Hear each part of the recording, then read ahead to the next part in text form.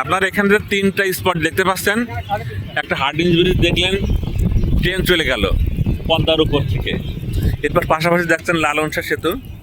এরপরে তার খুব নিকটেই আমরা রূপপুর পারমাণবিক বিদ্যুৎ কেন্দ্র, একটি জায়গায় দাঁড়িয়ে 3টা খুব মহা স্পট দেখলাম। আমাকে সুন্দর লাগে না, আপনাকে কেমন লাগছে? তাই সবচেয়ে বেশি ইনোসেন্ট লাগছে আমাদের ফজল স্যারকে। পিছনের মেঘটা কি সুন্দর লাগছে, মা তুমি দেখো তো একটু, এখানে আসো আসো না, তার একটু বর্ণনা। আমি পিছনের ওই মেঘ, হ্যাঁ খুবই সুন্দর। তোমার আম্মুর পিছনে দেখতে 4টা সুউচ্চ চুল্লি দেখা যাচ্ছে।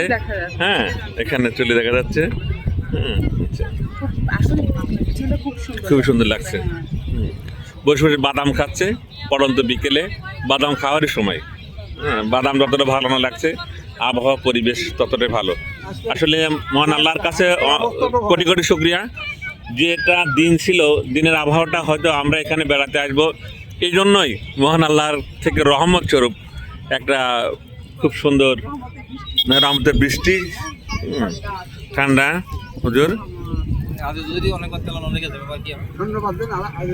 ধন্যবাদ দেন, একবারও চালান লাগেনি।